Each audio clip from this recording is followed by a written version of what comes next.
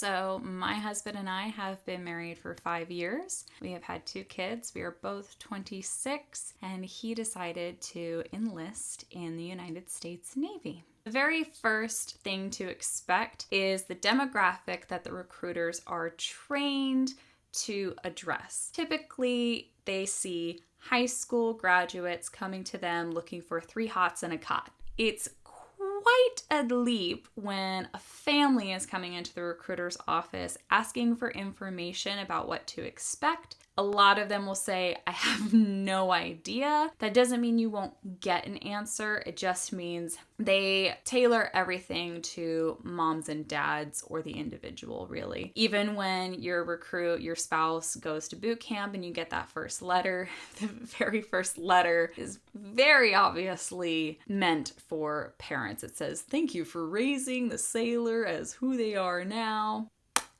I mean, I've been married 5 years. I kind of raised him. The second thing to expect is lots and lots and lots and lots and lots and lots of paperwork on everyone in the family. They're going to do background checks on everyone in the family that it applies to. You're going to need official copies of your marriage certificate, your birth certificate, your social security cards, your identification cards. They're also going to do credit checks on you as well. Immunization records. We do not have physical copies of mine or my husband's immunization records. He just got a lot more shots at boot camp than he probably needed. If you don't have a physical copy of your recruit's immunization records, you get that. Other documents are special achievements. So my husband was an Eagle Scout, and this plays a huge role. If you're watching this as someone who's thinking about enlisting and you are in high school, if you have special achievements, then you can enlist at a higher rate than an E1. They're going to ask for that physical certificate.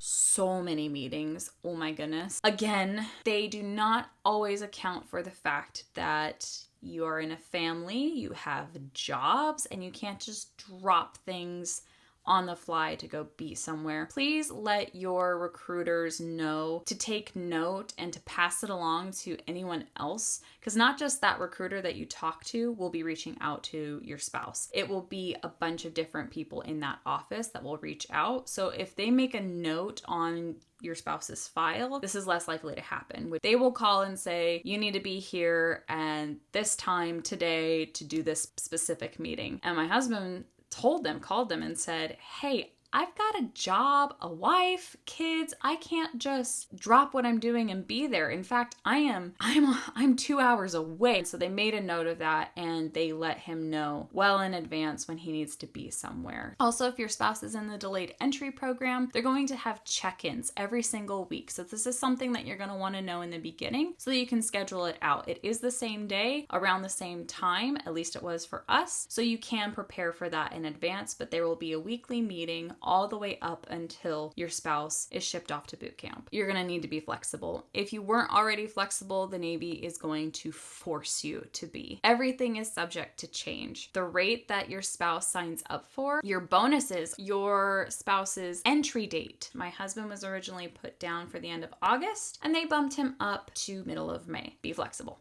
Also, something that is subject to change is graduation. I will talk a little bit more about this in a separate video specifically about graduation. The date that you are first told or you calculate on your own is not necessarily the date that your spouse will graduate. So you're done with all of these meetings, all of the documents, yada, yada, yada. Now it's time for your spouse to ship off. This may be different for different branches. This may be different for different recruiting offices. This is just our experience. We were allowed to have one last supper together. My husband's curfew to be back at the hotel was 10 p.m. We drove down, met him at the hotel, picked him up, and since we live in Southern California, he's going off to Chicago, and then after Chicago, we're going to South Carolina. We thought it was very appropriate to finish off strong at In-N-Out Burger. So that was our last supper. And lastly, communication. The communication that you receive as a spouse in the beginning is very minimal, like I said, because the demographic that the recruiters are used to are high school students. However, the information will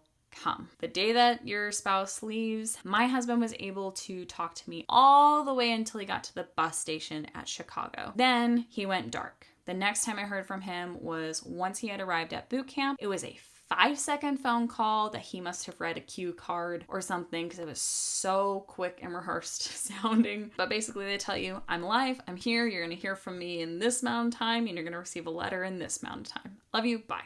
That's it. So then you receive your first letter. This first letter is going to give you the mailing address for your spouse so that you can send letters, but also so that you can send important information. In that first letter, you're going to receive your graduation ticket application. My husband already filled ours out completely, so I just had to send it back once I verified it. The second letter, and again, this is more catered towards spouses and families, is your DEERS application. You need to take this information that is sent to you in this letter, make sure you have all of the documents that are listed in it, go to the nearest military administrative office, and go enroll as soon as you can so that you can be put onto your spouse's TRICARE benefits. That's all the information that I'm going to share in this video. I will have another video coming up here shortly about what to expect when planning for your spouse's Navy graduation. It's a very exciting time. I hope this was helpful. I know through this whole process, I was looking up YouTube videos to see what it was like,